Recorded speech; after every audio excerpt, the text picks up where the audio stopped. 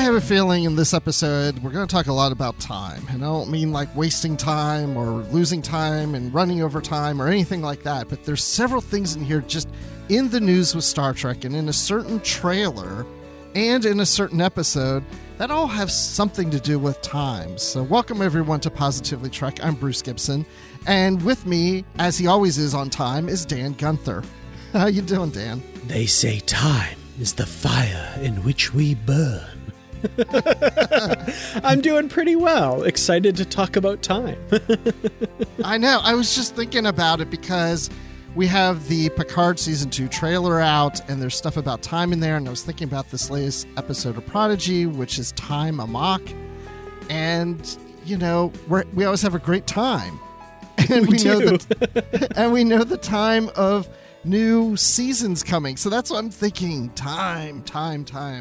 But we'll burn it through this episode. Absolutely. I gotta say, I was so excited to get all the schedules and stuff for the shows and the premieres and the notices of renewals, and I totally thought that would be the biggest news thing this week. But then they dropped a trailer. Like, oh man, our cup runneth over this week. Yes. All right, so let's do it. We're going to go through the news of all the new stuff that's coming out this year. We're going to go through the trailer to Star Trek Picard. We're also going to talk about some Hallmark reveals, which I'm excited about. And then we'll talk about the latest episode of Star Trek Prodigy, Time Amok. Every time I say that title, I look down at my notes because I'm afraid I'm going to say Amok time. Oh, totally. I'm so used to saying that. I've seen that title written so many places, and I think my brain, when I'm reading it really fast, just goes Amok time over top of it. And I'm like, wait, no. Right. Yeah.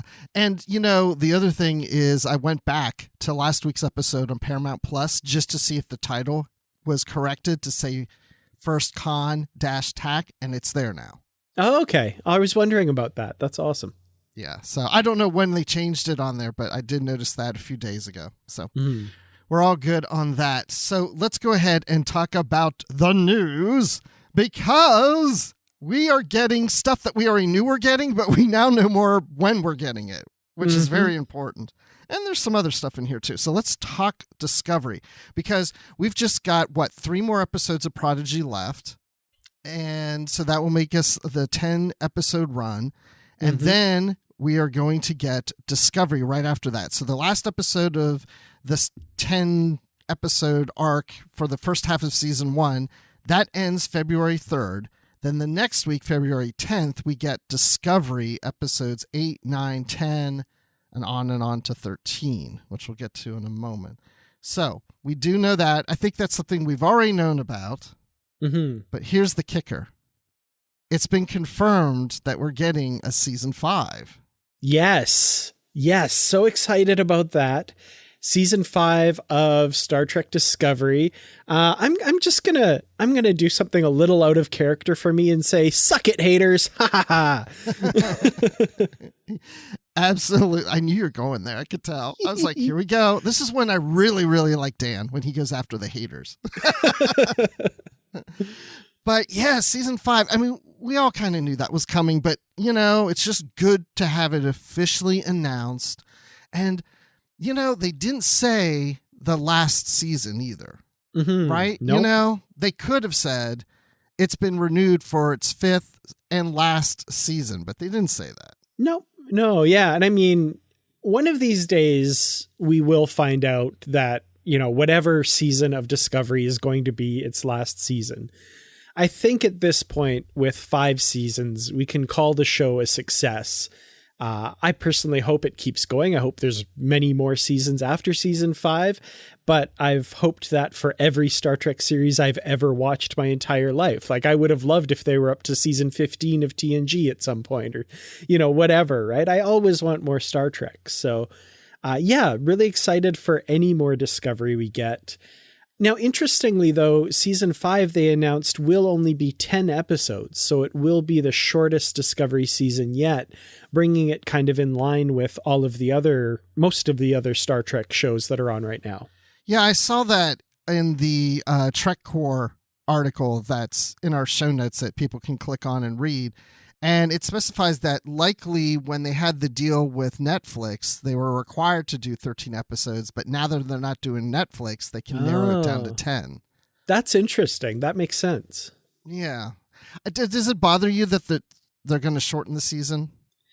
Not particularly. I mean, like I just said, the more Star Trek, the better. And I would love more episodes, but at the same time, they know better about how many hours it's going to take them to tell the story they want to tell. And, I'll just kind of trust them to plot out a great 10 episode arc. And, 10 episodes, I think it worked for Picard, and I think it's been working for Lower Decks. And yeah, it'll be interesting to see kind of a little bit slightly more concise storytelling season for Discovery, how they do that for season 5. Yeah, I'm with you, because it just doesn't really bother me that much. Like you said, we're used to it with some of the others. I would like to have more, but I'm not sitting here disappointed with 10 because, I mean, we're getting all this other Star Trek stuff anyway. It's not, I mean, to get a 5th season with 10 episodes and all this other new Star Trek going on, it doesn't bother me that much. It's interesting, as we're talking through this, it just dawned on me that Discovery now has surpassed in seasons TOS and now Enterprise. And of course the animated series. But, but episode wise, it's not as many. Exactly. Yeah. So season wise, if you kind of glance at it and don't really take into account the number of episodes, there's a lot more seasons. It's going to pass Enterprise and it's past TOS a while ago. But yeah, like you said, if you go by number of episodes, not so much. I mean, season 1 of the original series, I think, was like 28 episodes. Like, there were long seasons back then. Yeah, they used to be pretty long. I remember reading stuff of older shows, not Star Trek necessarily, but just older shows where they would have up over 30 in a season. It's just like nobody does that anymore. So that's okay. That's okay.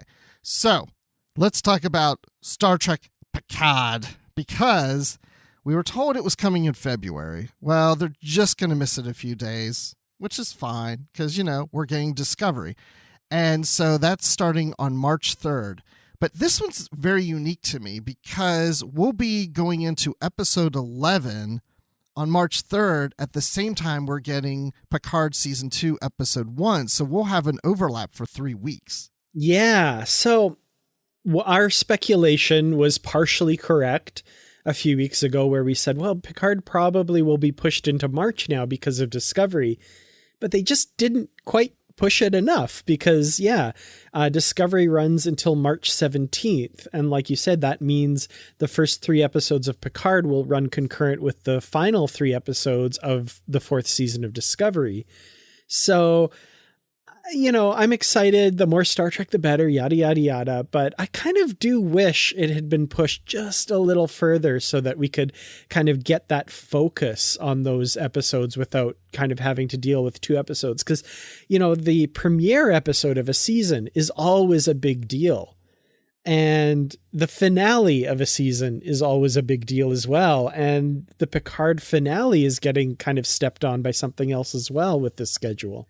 But yeah, I just don't really understand why they're doing it this way. I would love to know the reason for it, but because I would think, like you're saying, let Discovery play out. And then when Discovery season 4 ends, then the next week we go into Picard season 1. That stretches out the Star Trek schedule of new content over the year, as opposed to having overlap for 3 weeks. Or have the last episode Discovery come out when the first episode of Picard, because like you said, a lot of people get excited about the last episode. There'll be a lot of tune in, and then they see, oh, Picard's here, and then they watch that and they get interested in Picard. And I don't know if they're thinking they need to have a 3 episode overlap to get people who are watching Discovery to get hooked on Picard. So by the time Discovery ends, you're already 3 episodes of Picard and you're hooked. I don't know. That could be, yeah. Just my whole desire is completely selfish, just for podcasting and wanting to focus on these episodes kind of thing. But right.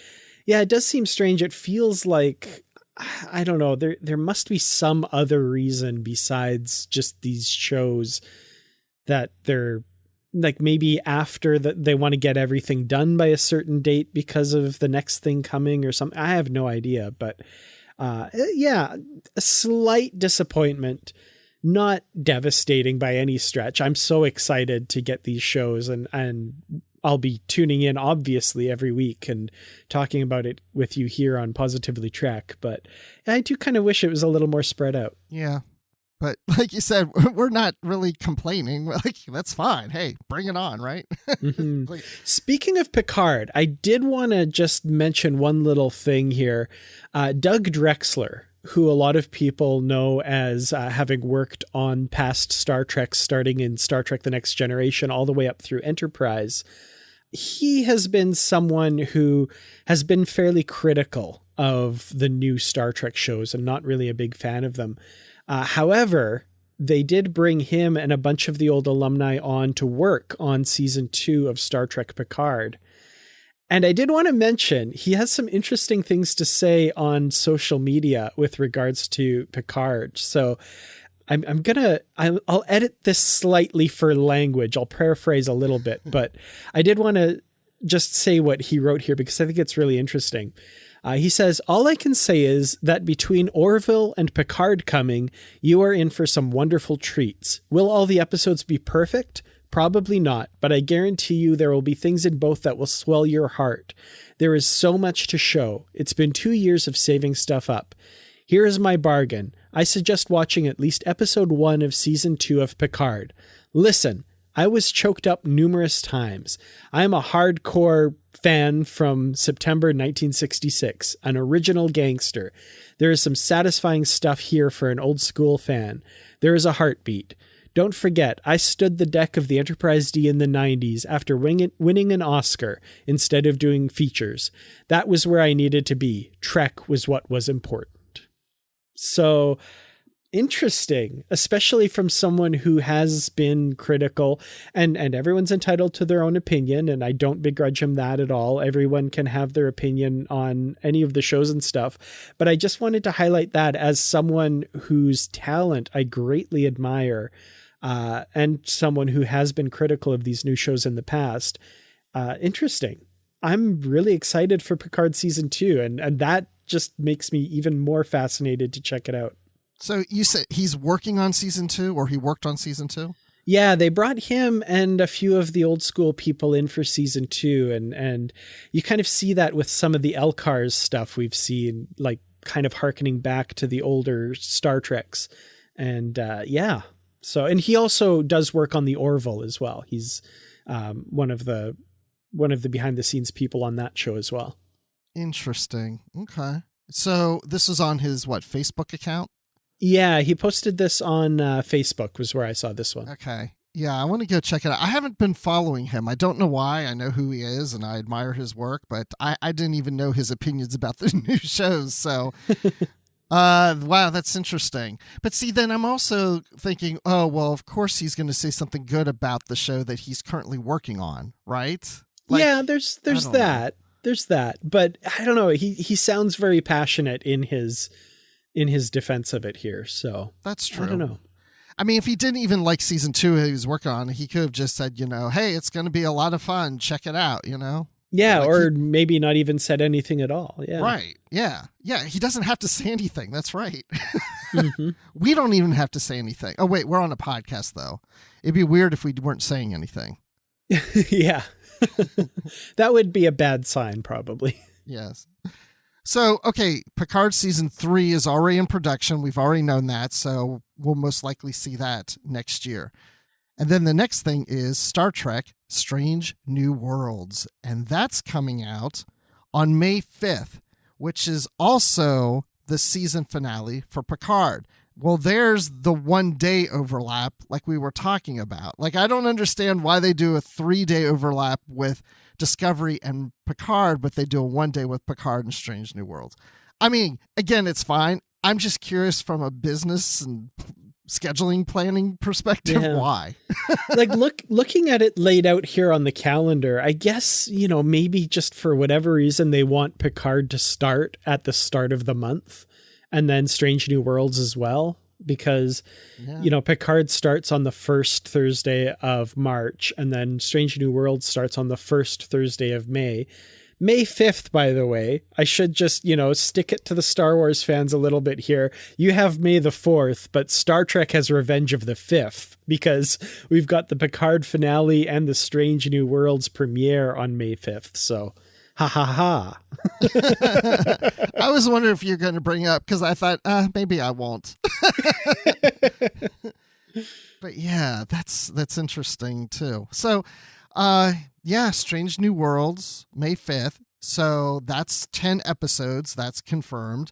And the last episode will be on July 7th. So we are wall-to-wall Star Trek news stuff, at least through July 7th.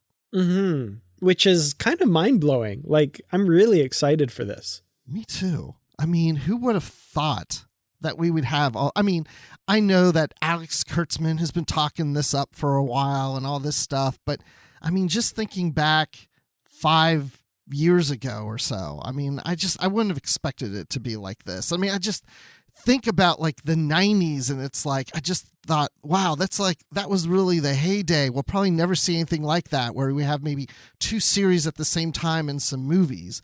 And even though we don't have movies yet, because who knows when that's ever going to happen? I don't care what they say. We just never know.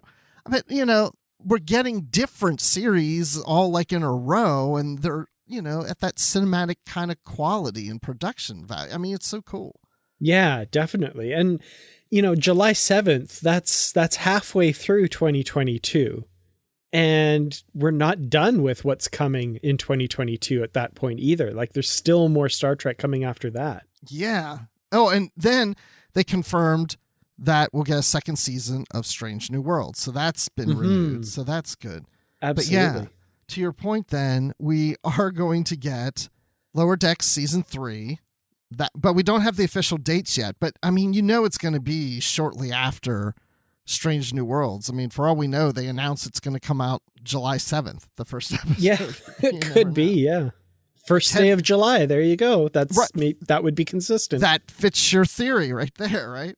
So Lower Decks season 3, 10 episodes. And then again, Prodigy, the second half of season 1. That's 10 episodes. So that's 20 more episodes we're going to get July 7th or after, sometime in that period. So I guess there's going to be some holes in the schedule for the rest of the year. But, I mean, who can complain, right? Yeah.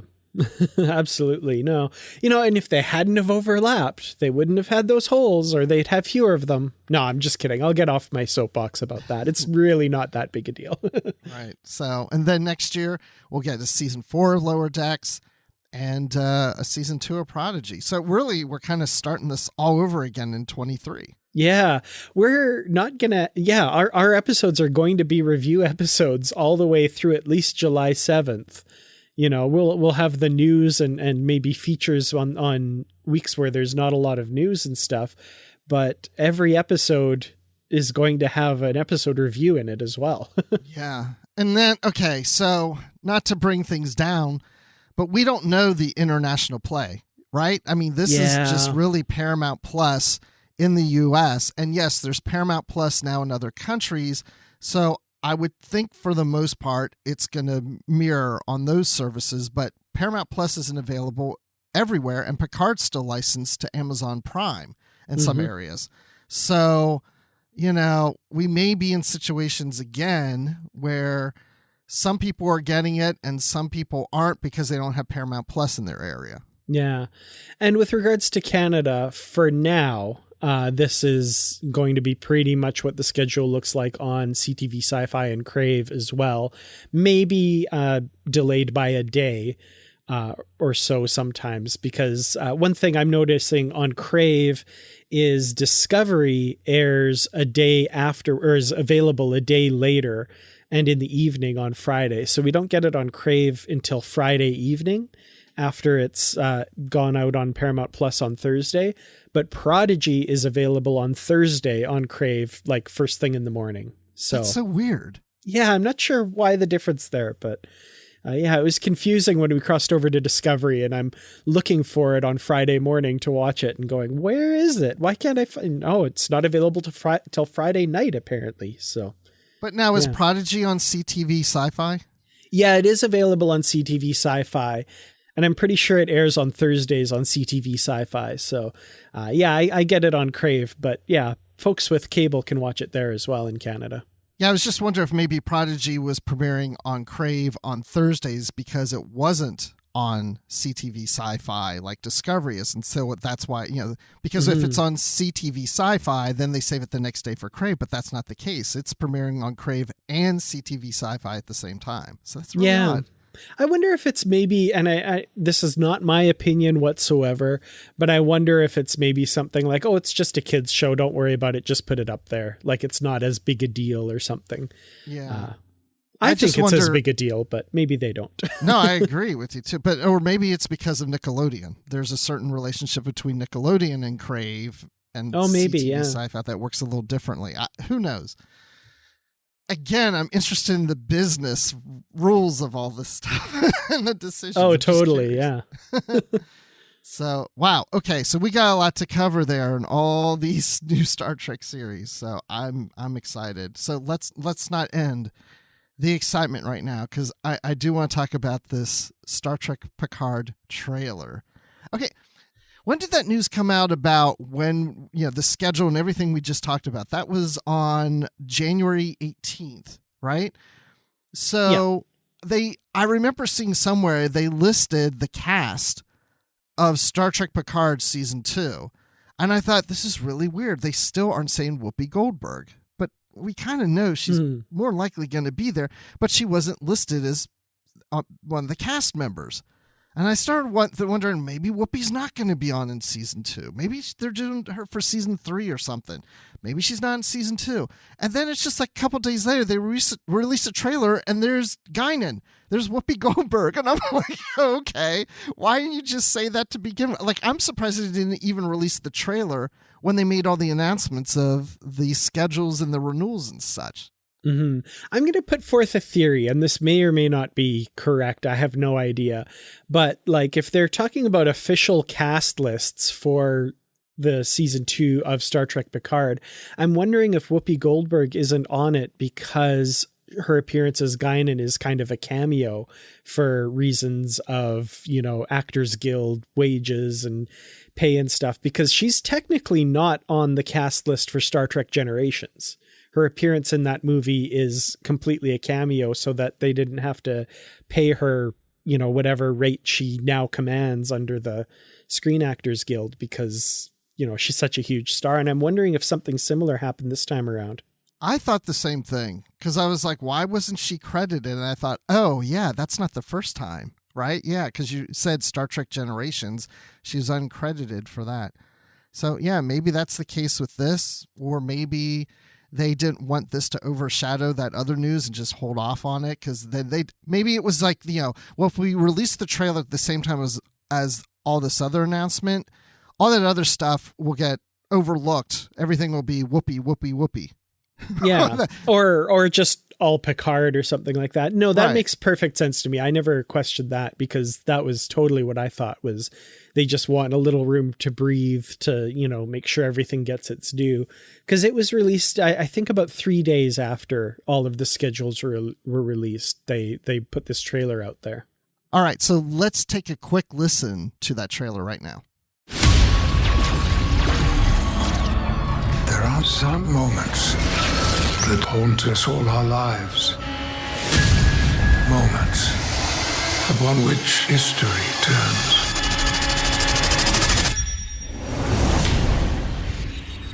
Well, hello, my friend. What is this? What have you done? Welcome to the road not taken. Do you have any idea what's happening here? Reality has been broken. There is a divergence. I know someone who could help us understand the change in time. I'm gonna need some tea. Earl Grey, piping hot. Hello, Guinan. Your answers are not in the stars, and they never have been. Earth 2024. A single change is vastly more dangerous than you realize. None of our tomorrows are guaranteed. You're gonna have to let go. We're stronger together. You must bring us home. This is a very bumpy century. But I think I'm getting the hang of it.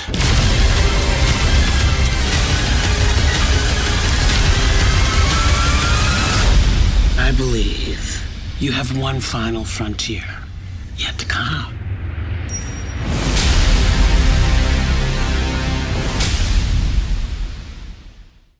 All right, Dan, I need to know, because we haven't talked. What did you think about the trailer? Yeah, it's okay. No, I'm just kidding. I loved it. Of course I loved it. Man, there's so much in this trailer, so much to talk about, so many really cool things that I'm just really excited about. I was already excited for Picard season 2, but man, oh man, this really got the hype train going for me. Yeah, same here. I mean, I've seen some of the other teasers and such, and I've been excited about that, but watching this trailer really got me really excited because it looks so much like, Picard dealing with whatever's going on in his time, and then Q's changing history, and they're dealing with that, and there's Elnor, and looks like he's in pain, something's happening to him, and everybody's just running around, all this action, and then they go back into the past. And so, of course, we're seeing all these things out of order, but there just seems to be a lot going on.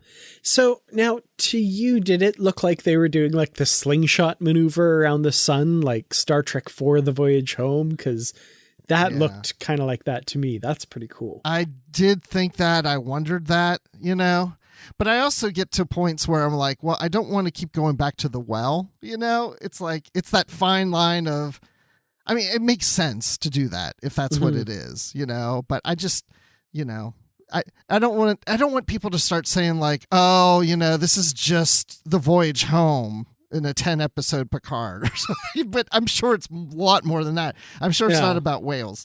I honestly prefer that they do that rather than come up with the 67th new way that people travel through time. Like, no, we have so many things to draw on. You have over 50 years of Star Trek to draw on. Let's use some of these concepts and stuff. I think that's really cool. Yeah. Or maybe Giorgio comes through the Guardian of Forever and takes them back into the past. You will not let this go, Bruce. You really want to know where Giorgio went. I want to know where she lands so bad. And I'm not going to know this year.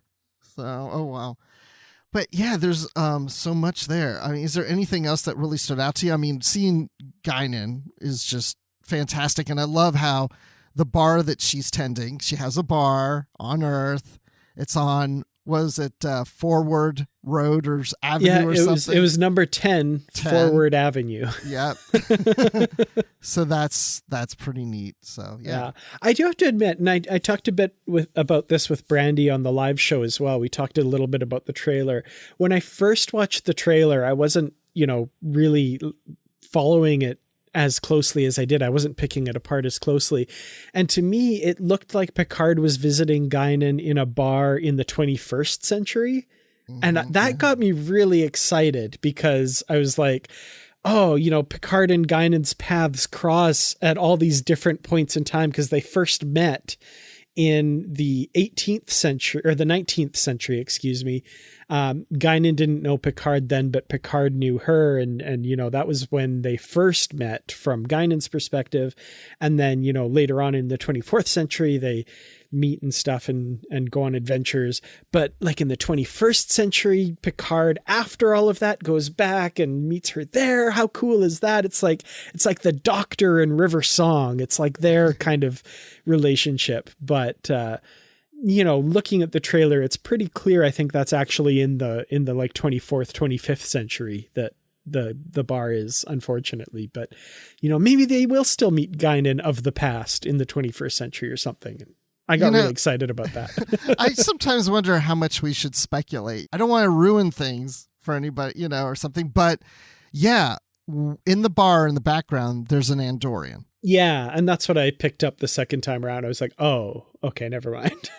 However, I read a review of the trailer on trekmovie.com, and they noticed that Picard arriving outside the bar in one of the shots looks like it's at a different time period than the 24th, 25th century or whatever this takes place, as if maybe he arrives at the bar in the future and also again in our present. So we might see Guinan in both places. Yeah, that would be really cool. And I do remember, when he walked up to the bar, that's where I was getting the impression it was like the 21st century. And then it was later, I was like, oh, shoot, no, there's an Andorian. So yeah, maybe it is too, like you said, it's very disjointed. It's all out of order. Who knows what little clues they might be feeding us that we have no idea about. Yeah. Oh man. I'm really excited. I'm like stoked. It's so weird to think though we're going back to Discovery before Picard, because in my mind it's like, oh, Picard's the next thing now. Oh no, we got to give Discovery its due. Oh, we have to. Absolutely. It's like, I feel like the trailer right now, like going back and forth in time, we're on Prodigy, then we go Discovery, now we go back to Prodigy, then back to Discovery, and then we're in both time periods of Picard and Discovery, and then we just go to the Picard time period, which goes to different time periods, and it's all about time. That's what this episode is time. Absolutely. Time. Some other quick shout outs from the trailer, though, that I have to give. Of course, the starships at the beginning, we get some more classic type starships, the Nova class ships from Voyager, like the Equinox, and then a Steamrunner class ship, it looks like, from First Contact and Deep Space Nine. That was cool. All the fans who were saying like the cut and paste fleet, they called it, from the end of season 1, getting some more ship action than that. So that's kind of cool. I wonder if Doug Drexler had anything to do with that. I wonder. And Q, of course, Q with his bits in this, and Brent Spiner playing what might be yet another Sung, maybe? I don't know. Yes. I'm glad you brought that one up. I think so. I mean, it's so funny how everyone in his family for centuries all look exactly alike. Just very strong genetics, man. Yeah, I mean, can you imagine looking at pictures of relatives from your past and all the guys look just like you? It'd actually be really funny and kind of almost fitting with the Sung, what they've done over the years, that like maybe they never did, raise traditional families. They just keep cloning themselves or something through the generations. Oh, I like that, actually. That would be kind of cool. Yeah. Nice. And then the other thing I want to mention, Annie Wershing as the Borg Queen. We get to see more of her. And wow, what a creepy, kind of horrific look for the Borg Queen. I really like that. Yeah, she being plugged into La Serena. Is that what I think's going on here? It looks like it. Yeah, maybe. Maybe, yeah. I don't know. Maybe she's doing the calculations for their time travel or something. Maybe she's on the good side now. I doubt that. Oh, well, we'll find out. I can't wait to see them in modern day Los Angeles, because anytime I go driving around LA, I'm going to think, I'm looking for Rafi and Seven and Jean-Luc. They got to be around here somewhere. Yeah, well, they say 2024 in the trailer. Yes. And boy, do I ever hope the COVID-19 pandemic is over by then. That's what I want to find out watching this. Like, is it over? Interesting point. Yeah. Are we going to see anybody in masks? Yeah. There you go. And also, of course, 2024, the year of the Bell riots from the Deep Space Nine two-parter past tense. And they've got to mention that. There are references to it already that we've seen. So. Wait, we have? Yeah, there's signs for sanctuary districts, I guess, and stuff. I missed that. Yeah, so they know, like the creators and writers know what they're doing. I feel like there's some kind of tie-in somehow. Ugh, I just got the shivers. That's so cool. All right. Okay, that's great. So let's move on from there. Yeah, we're just 5 weeks roughly or so from that. So yeah, we're not that far away. Is it really that? or 6 weeks, probably closer to 6 weeks. Anyway, it's coming soon. I can't wait. So I'm really excited. Me too. So let's talk Hallmark, because I saw that you threw this in here. You want to talk about this. We've got some new ornaments coming out in July. We have Scotty, and then in October we have McCoy. And these are the mirror ones where they can talk to each other, right? Yeah, so this is the third year of the mirror storyteller ornaments, and I think this completes the set, I think, this year. So Scotty and McCoy, and once you plug them all together with all the other figures, they do something like a 7-minute long rendition of the episode Mirror. As Kevin Dillmore from Hallmark and Star Trek author talked to us about back in really early days of the Positively Trek podcast. We had him on. So this looks pretty cool. I will, of course, get them because I got to complete my collection. Okay, so you have got the others then. Mm-hmm. Yeah, I do have them all so far. So do they talk to each other now, or do you have to have the whole complete collection? They do talk to each other. They kind of, based on how many you have plugged in together, they do like a pared down version. So even if you just had 2 of them, it would do like part of it, the scenes that involve those characters. But if you have all of them together, it gives you the full story. And do they do that on the tree, or do you have to have them like standing next to each other? Yeah, you can have them standing next to each other. You can hang them on a tree. Just, wow. However you want to display them. That is so cool. I want to see when these come out and you get them next Christmas. I want to see video of this, of them all talking to each other on your tree. I will do that for you. Absolutely. Oh my gosh. Okay. That's just so funny to me. The tree's talking. It sounds like a whole conversation. I could just see that. I could see that we go to bed and my wife wakes up in the middle of the night. I hear people downstairs talking. And I'm like, oh, the Hallmark boredom. It's something the cats must have hit one and they all start talking to each other.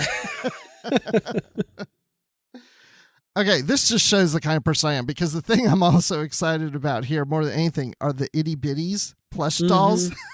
Those are great. So cute, you know? We got Judge Q coming, and I never thought Judge Q was cute until I saw him as an itty bitty.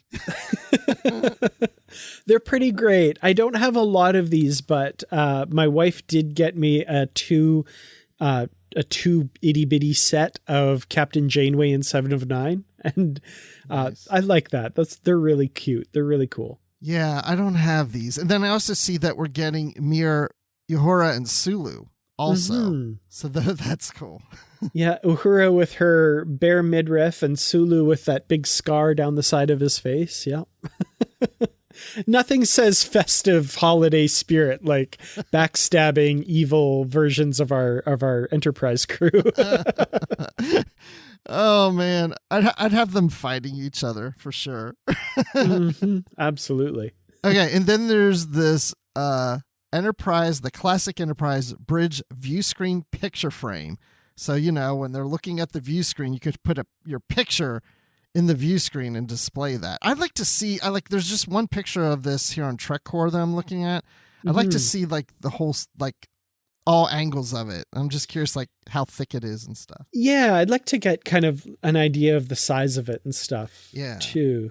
But it looks kind of cool, a little bit kind of cheesy, I guess, but that's okay. You know, I bet you know, the shelf behind me that you're looking at, this might not look bad as part of the setup back here. And people who watch my YouTube channel will know what I'm talking about. I have one of those IKEA shelves with all the Star Trek stuff and books. That might look pretty good on that shelf. I'll have to see if my local store has one this Christmas, and I'll just take a peek and see. I'm going to get it. I'm going to put a picture of Clint Howard in there. As Baylock, but the older version of him. the puppet version, yeah. And then, okay, this is something I think I do need. A Borg regeneration chamber phone stand. It's not a phone charger. But yeah, you just rest your your like cell phone in it. This looks really cool. I kind of do wish it was a wireless charger, just because like it's a regeneration chamber. It'll regenerate your phone, right? But it is just a stand for holding your phone, but it's pretty cool. I like it. I think it's neat. It's like a regeneration alcove, but your phone stands up in it. Yeah, because I could use something like that. I had one that was just like from a convention, not a Star Trek convention, like a business convention. It was a little blue chair. And I would sit my phone in the little blue chair. And, whatever. It was fine and stuff. But for some reason, I got rid of it or gave it to somebody. I didn't want it anymore. I don't know. But I really could use like a little stand for my phone on my desk. And this is it. This is the perfect thing. I'm gonna get this one. Yeah. That's coming in the fall. So gotta wait a while. That's another one that I'll take a look at if there's one local in my store here and just kind of see and like, do I need this? I don't know. You don't need it. It's, do I want this? Yeah, it's pretty cool. Yeah. Well, the last thing that I like too, and it's one of those things that I have to really see, because I need to see the weight and everything for it, are these bookends. Mm-hmm. I was like, I almost said bookmarks. I'm like, they're not bookmarkers. Bookends, and it's mirror. And so one half of the bookends is the shoulder and right side of Kirk, his shoulder and right breast area that shows his mirror uniform. And then the other one is from the Prime universe of the gold with the Delta sign of the regular Kirk uniform. Mm-hmm. Side by side, which is pretty cool. These are pretty neat. Yeah. I not must-haves for me, but they're pretty cool. I think that would look really great on a shelf. Yeah, especially with books, Star Trek books. Yes, absolutely, for sure. Oh, wow. Now I think about it, I want to get these and just have a special display of just my Mirror Universe books. Oh, there you go. Yeah. That's it. The short story collections and David Mack's novels. And yes. Yeah, that's a great idea. Yeah, and that would be it. Those books only. The Mirror Universe books are right here. Yes. You could throw in like the Mirror collection of comics that I think DC did. Yeah, throw that in there. Yeah. So, okay, there you go. We're going to do it. Lots of stuff happening. Man, this is a busy year. Oh, yeah. Okay, so let's go on to talk about this latest episode of Prodigy, Time Amok. But before we do that, listen to this wonderful message. Thank you so much to our Patreon supporters for helping us to bring you this episode of Positively Trek. We truly could not do it without your support. To join the ranks of our Patreon supporters, such as Carl Morris, Joyce Marin, Jim Stoffel, Dave Garcia, Rick Young, Paul D. Kinnear, and John Blaber, please go to patreon.com/positivelytrek. You can join at any level to receive perks such as early access to episodes and exclusive bonus content. And at higher levels, there are shoutouts and associate producer credits, and much more. Thank you once again for your support of Positively Trek. And now, let's get back to the show. You know me, I'll only mess it up. I can't! You can. When humans first went into space, there was a mission aboard a ship called Apollo 13. Its crew was in a jam, not unlike your own. While their ship wasn't equipped with what they needed, they didn't give up. They used whatever they had on board to get back home. And you, Dal, have a little something they did have. Warp Matrix? Ingenuity. Okay, so there you go. So let's talk about Star Trek Prodigy, Time Amok, and I have to say that interesting episode. I'm just going to say it like that because we haven't talked what we thought of this episode. So it's the 8th episode of the first season, and I hope it stands up with the others for you, Dan. Interesting. I'm really curious what you think of this episode now, because you didn't really give anything away there at all. Episode 8, we've got the Protostar flying into this strange tachyon storm anomaly, and like you say, all sorts of timey-wimey crazy stuff going on. I love the title, first of all, Time Amok. It's kind of the second, I guess this isn't really a pun title like last week's was, but it's, a play on a classic title, right? Amok Time. And we've got Time Amok, which, kind of works for what happens in the episode. Yes. And I always like time episodes, if they're not overdone. This one really works for me. I love how there's this thing that happens, which we'll get into here, and the ship is kind of in these different time zones. Let's just put it that way for now. And it separates our crew. and they have to do things on their own. So it is quite interesting. I want to start off with the first thing in the episode. We get a training officer's log from Janeway, which was nice listening to. But what is up with that start date? 607125.6, right? 6 digits and then a 0.6. That tells me that they're probably going to run into Discovery somewhere in the 31st century or whatever they are. Yeah, I don't know what that's about. I don't understand where they got that date from. It seems very large and not fitting with what we know of what they've said where it takes place before. And it feels like something that, I mean, I don't know.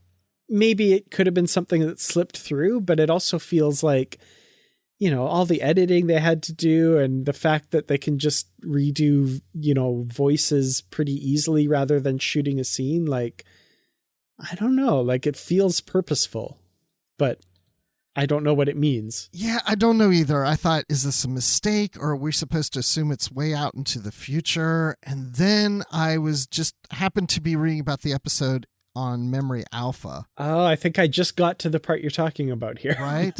What's the producer's name? Is it Aaron Waltke? That's my best guess. And also, just a little side note, Aaron popped into the chat of the live show that Brandy and I did the other day. Oh. And I should have asked about this, but I didn't think to at the time. But that was so cool. So what was he saying in the chat? Just hanging out?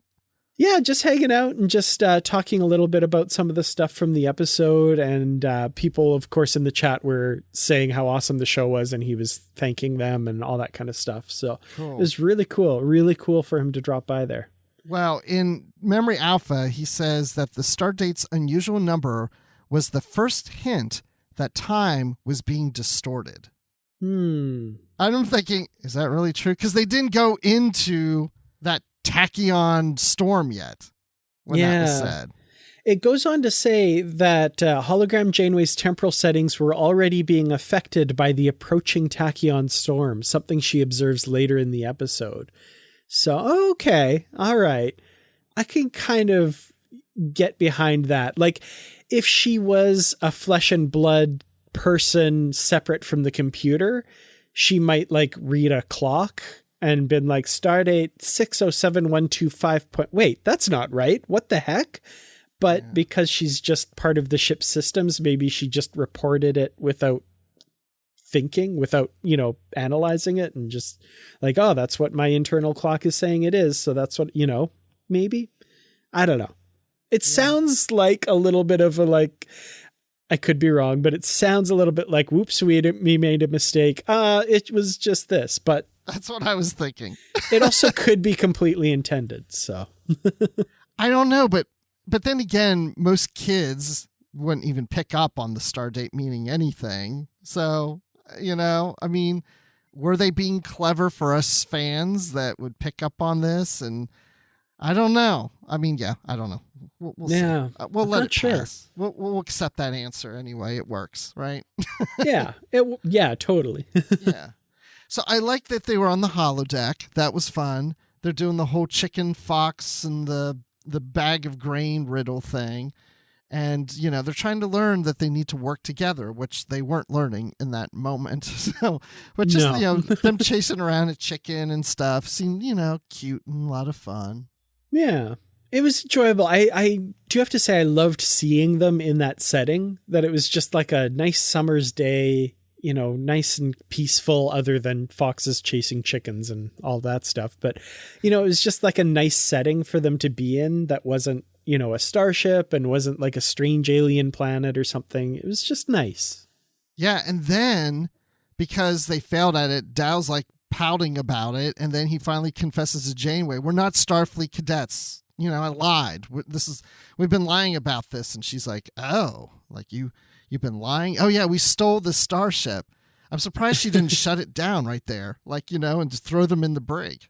Yeah, I mean, Janeway knew. The hologram knew this whole time. That's what I was thinking. She knew. You did what? This is my shocked face.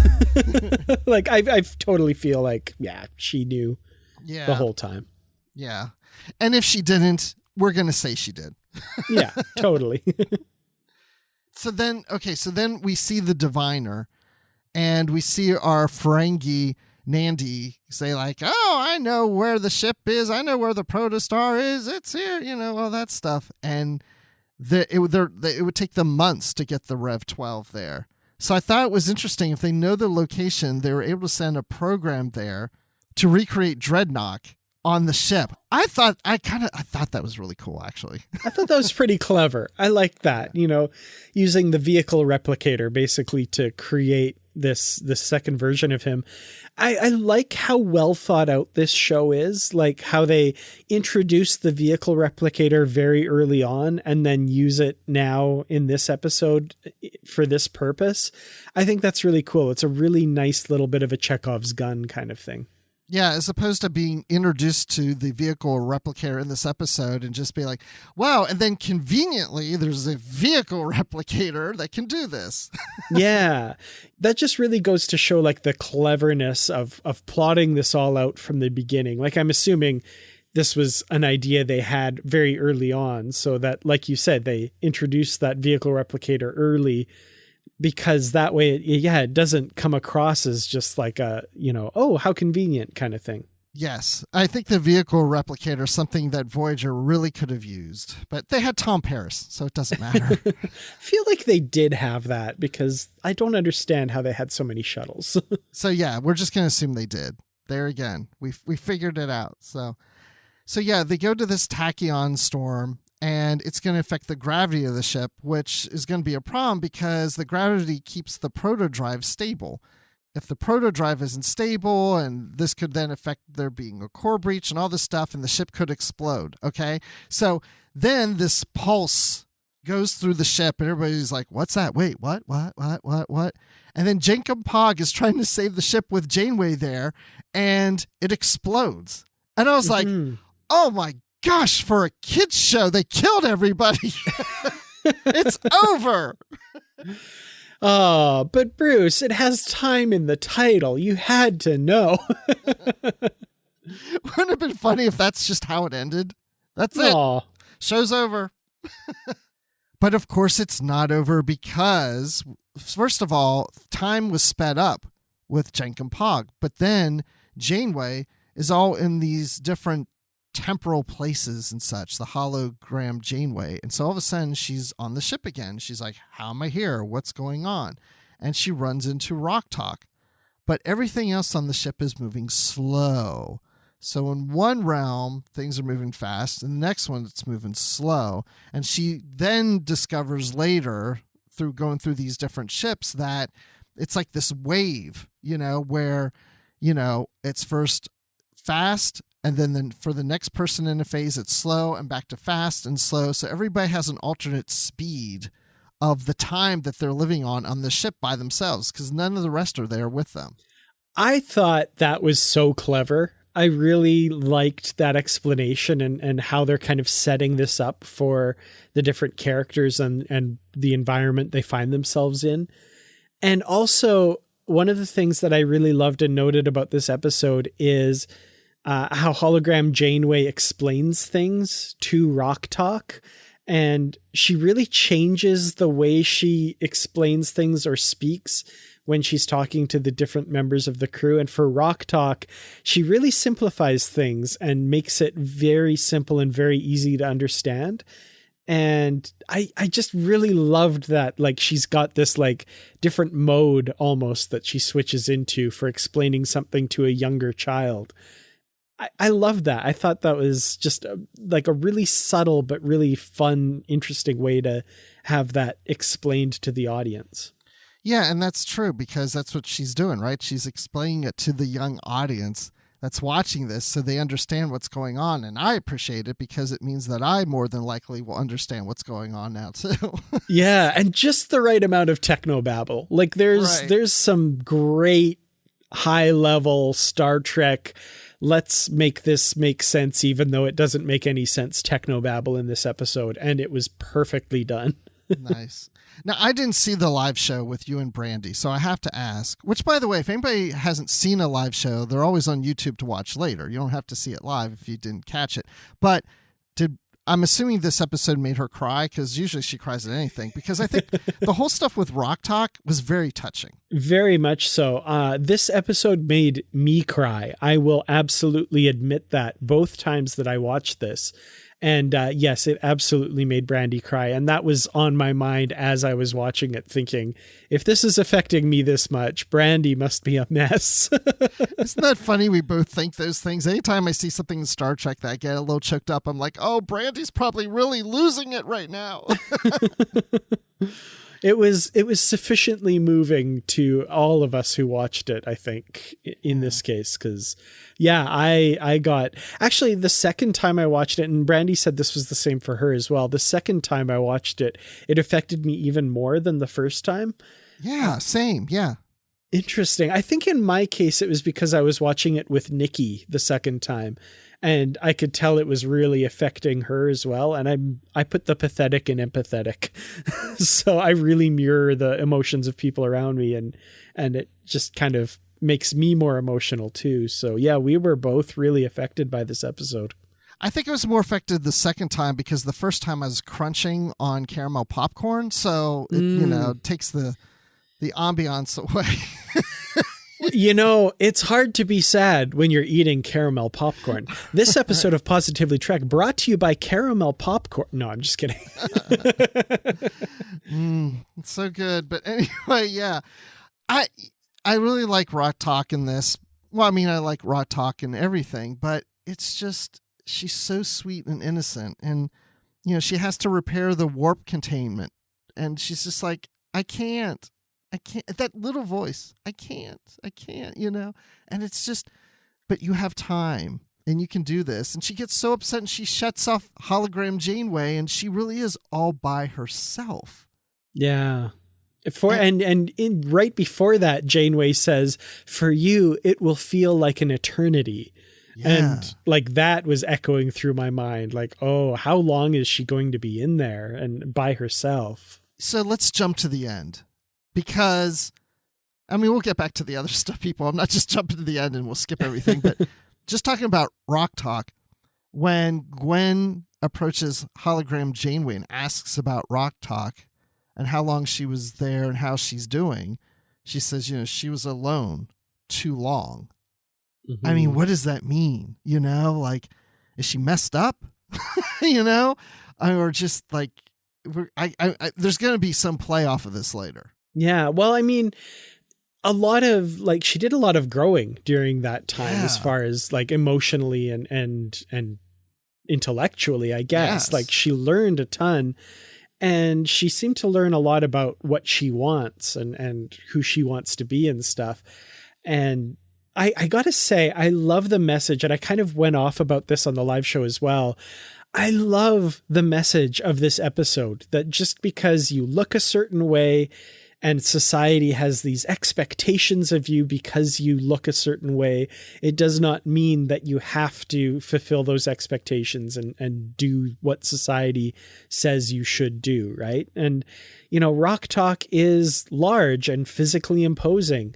And they say, oh, you're the security officer. She does not want to be the security officer. She doesn't just want to be the muscle. And I love that, like, she kind of proves herself in this and makes the people around her understand that that's not what she wants to do. That's not all she's capable of. Just looking at her, like, that's all you see, but that there's way more to her than just that. And I got to ask, have you seen the most recent Disney movie, Encanto? Yes, I have. Luisa is Rok-Tahk and Rok-Tahk is Luisa. They both have that same story arc in the movie, where or in the show, where Luisa is like the big strong woman who, everyone gets her to just kind of do everything big and physical, and she feels all this pressure, and that's not all she wants to do and stuff. I love that. I just love that there's these two pieces of media that are geared towards kids that are teaching this lesson that I think is such an important lesson, whereas like the old stuff, like old Disney stuff, was always, you have to do what society says, you have to get married and live happily ever after and blah, blah, blah. Flipping the script on that a little bit. The lesson here is you don't have to do what society expects of you. You don't have to just be what, society thinks you are when they look at you. I love that. I'm just thinking of my daughters who, of course, now are 20 and 17. But when they were younger, if the show was on and they watched it, I would probably bring the show up when they say they can't do something. If they're just like, well, I don't know, I won't be able to do that. And I would probably point to this episode and said, well, Rok-Tahk didn't think she could do something, but she was able to do it later. She doubted herself, but she was able to do it. And I would say, but it wasn't easy, because we saw like Jenkin Pog, he wasn't able to do it because he didn't have the time. If you put the time into it, you'll eventually be able to do it. It doesn't happen automatically. And it's like what she said earlier in the episode, or I guess it was a little later in the episode. She took 276 tries to rebuild Janeway's program. She had it all marked up. And it's like try, and try again. And the more you try, you eventually get there. You can actually do it if you put the time and the effort into it. Absolutely, yeah. By the way, speaking of that moment too, I love that reveal that like we get the kind of fade and you realize that time has passed. You see all the food and she tries this one more time to activate Janeway, and Janeway activates.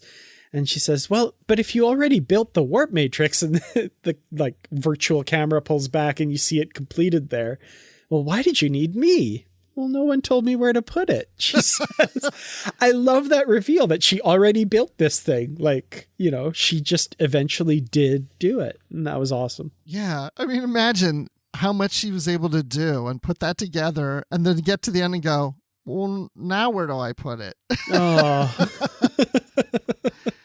oh, wow. Yeah, I wrote that down. I'm glad you brought that up, because I love that. It was just like all the accomplishments, but she still needs that direction, that little advice of, what's next. I'll do it, but you got to help show me what's the next thing to do, Mm-hmm. Which again, that's kind of been a recurring theme in various episodes of this as well, where, it's not a bad thing to ask for help, Right. I love that. Yes. Dan, I need help editing this episode. Would you do? No, I'm kidding. I can absolutely help. No.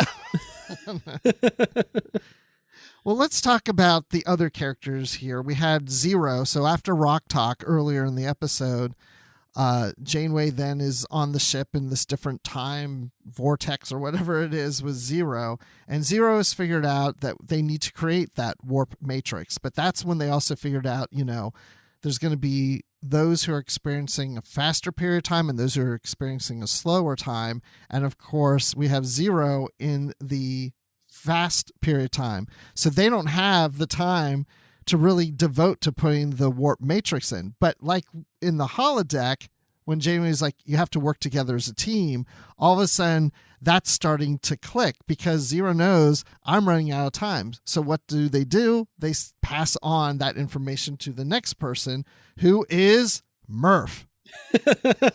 And Janeway does like almost classic Picard facepalm. Oh no.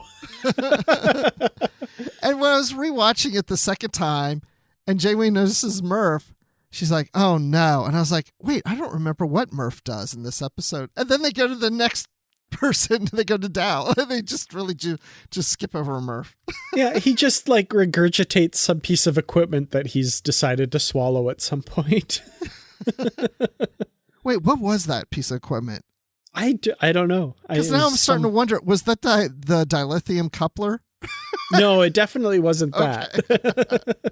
Because that would have been funny. Mm-hmm. So, yeah, Dow, of course, is kind of full of himself and everything. And Janeway's like, you've got to do this. And he says, I'll use the vehicle replicator, but it's been disabled. And I forget the reason they thought it was disabled, because of the time stuff or whatever. But I thought it was maybe because of that Dreadnought was kind of taking over that vehicle replicator, but being put together in a different time, right? So it definitely was. You see on the computer screen the little corruption that's going on. Yeah. But then Dow didn't get everything. Like, he started to put the together, and he finally gets the warp matrix together, And then Janeway tells him where he can hook it up. Then the problem is we were missing the dilithium coupler, and he can't find it, and then runs out of time. So now we go to Gwen, and Gwen has to go find the dilithium coupler. And of course, what starts to happen? Then we have Dreadnought coming through, and he's now completely built and chasing her down. And wow, for him to say to her that she is the greatest mistake, I was like, that is nasty. It's hurtful. Yeah, but at the same time, I also hope that he's right, because, you know, he did make a mistake making her, because she's going to take him down. Exactly. So, yeah. Darn right. Yeah. But then he turns Janeway off, and so she can't help, and so, you know. Not just turns her off, though, deletes her. Deletes her, and remember the code? Yeah, with Chakotay's voice, his command codes, with a 47 in it, too. Yes, exactly. I picked up on that too. That's so cool. So yeah, we got all that. And then she figures out, you know, she'll blow him out into space, but then there goes the warp matrix too. Oh no, what are they going to do? But then that eventually takes us back to Rok-Tahk and what we've just talked about earlier. So, first of all, I like that the Diviner is months away, because I'm kind of hoping we don't get the Diviner for a while. Well, I mean, we only have 2 more episodes this first half of the season, so maybe we'll see him. Yeah, episode 10. Yeah, probably. It's a part 1 and part 2 as well. So. Yeah, we'll see. So, any other thoughts on this episode or final thoughts? One thing I loved was the reference to Apollo 13 and them creating. I think it was a carbon dioxide filter they had to make out of everything they had on the ship, basically.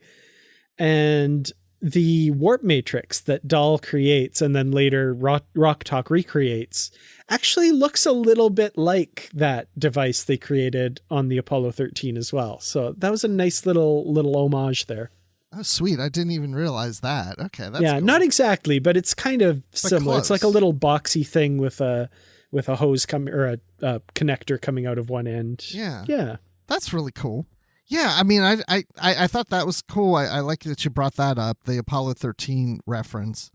But, yeah, I can't think of anything else about the episode. But, I mean, I really liked it. I mean, if I had to give it a score, I mean, maybe, oh, man, I'd say, I mean, they're all so good. I almost want to rate them all but the same. But I'd say 4.5 out of 5 dilithium couplers that you can't find. That's a good rating. I'm going to be completely honest. This is my favorite episode of the series thus far. And I pretty much have to give it 10 out of 10 safe crossings of a chicken, fox, and grain across a river, because I love this episode. Rok-Tahk is the embodiment of that idea that people have of a show where they say, like, you know, if you hurt so-and-so character, we riot. That's how I feel about Rok-Tahk. Like, my heart was breaking for her, and I was so proud of her at the end of this episode. I love that character so much. I just really love this episode, and the fact that they did something new and different with time in Star Trek. You know, some shades of some things we've seen before, ideas like that, but still generally kind of a unique idea that we've never quite seen in Star Trek before. So this was a perfect episode of Prodigy to me. I'm also still just loving the ship, the outside shots of it. Oh, yeah. It's really growing on me. I mean, I liked it from the beginning, but it's like, it's familiar. And so I'm really loving it. Yeah. And those windows along the edge of the saucer. Yeah. I didn't realize those were so big, and like that big hallway. Oh, beautiful. I want to live on that ship. I know. I hadn't thought about it, but is this one of my favorites? If not my favorite, I don't know. Probably not. I can't say that yet. But it's getting up there good for me. I'm a huge fan of the Defiant, but this is getting up there for me. I love this ship.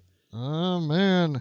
I think the only reason, though, I mean, I've noticed a pattern here, Dan. You seem to love episodes that have chickens in them. So I think that's really what's going on here. That makes sense. Yeah.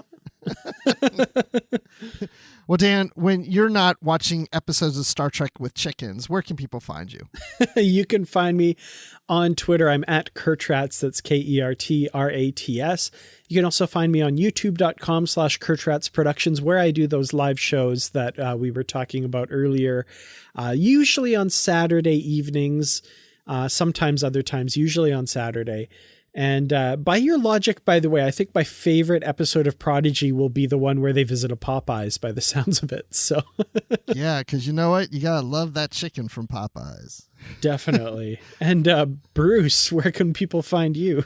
Well, when I'm not at Popeyes, you can find me on Twitter at Admiral_Rex. That's Admiral with the underline Rex. And you can find me also in Goodreads and on Facebook. And check out our Goodreads group for Positively Trek. It's our book club that shows you the upcoming books coming up on those episodes. And also we have our discussion group on Facebook, and just ask to come in. We'll let you in. There's great conversations and we're always there. And yeah, you can also send us an email, positivelytrek@gmail.com. Follow us on Twitter at positivelytrek, and also on Instagram. And I think that about covers it. But also consider being a patron on Patreon for Positively Trek. Just look for us there, and we have just little perks and stuff in there. And we appreciate all the help that you give us, because there are costs involved in publishing these podcasts. So we want to stick around just a little longer, because there's a lot of episodes coming. Absolutely, yeah. We want to talk about all of them, because, yeah. Oh my gosh, we want to talk about all of them. And when we do, there's one thing we're definitely going to do. We're going to stay positive.